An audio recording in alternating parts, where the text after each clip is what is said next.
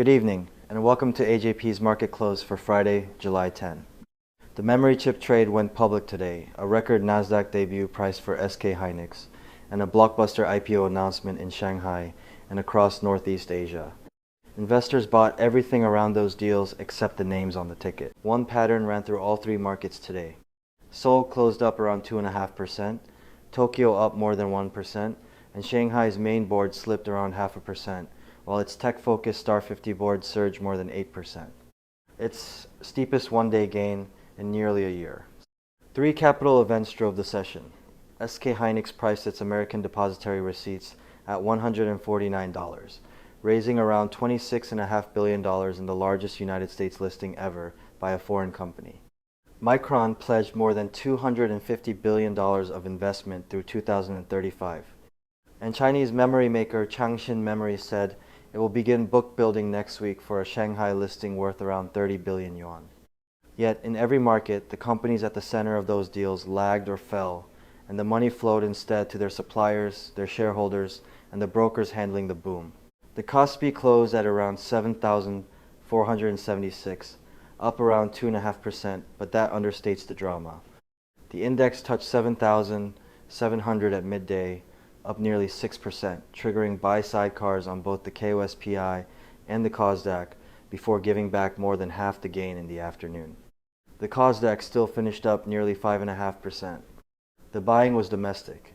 Institutions purchased a net 1 trillion won of Seoul shares, while foreign investors, despite briefly turning buyers at midday, finished as net sellers of around 420 billion won. Samsung Electronics closed at 285,000 won, around $190, up around 2.5%, matching the index.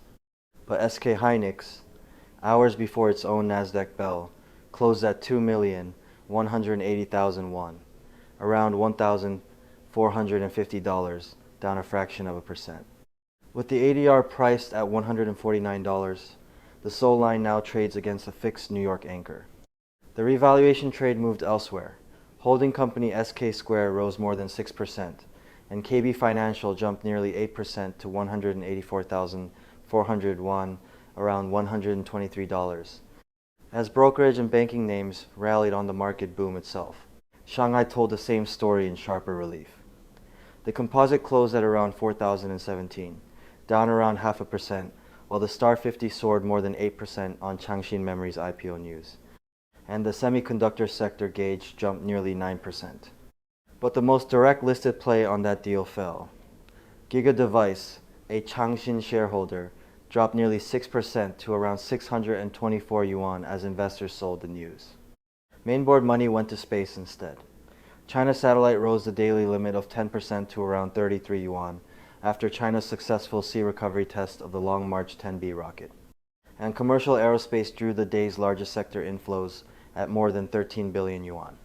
Hengui Medicine closed up around 0.5% at around 56 yuan, shrugging off a complete response letter from the United States drug regulator on its liver cancer therapy.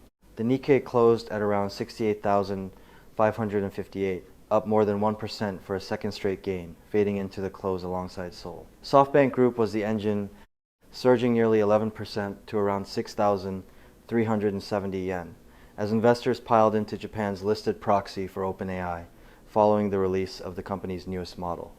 But Kioxia, Tokyo's purest memory name and the closest comparison to SK Hynix, reversed a strong morning to close down around 1% at around 77,000 yen. Tokyo Electron, which sells fabrication equipment to both SK Hynix and ChangXin, rose nearly 3% to around 72,900 yen. Producer prices, meanwhile, rose at their fastest pace in more than 3 years, keeping the Bank of Japan in the frame with the yen near 162 to the dollar. Today was not an earnings day or a policy day, it was a capital markets day, and the region traded it with unusual discipline. Investors funded the memory build-out through suppliers, holding companies, and brokers, while fading the headline names themselves. The open question resolves tonight in New York. SK Hynix's first prints under the ticker SKHYV. Whether $149 holds will set Monday's open in Seoul. We will be back Monday with the market close, including how New York received Korea's biggest ever listing. If you find these briefings useful, Subscribe and turn on notifications so you never miss a close. Thank you for watching AJP.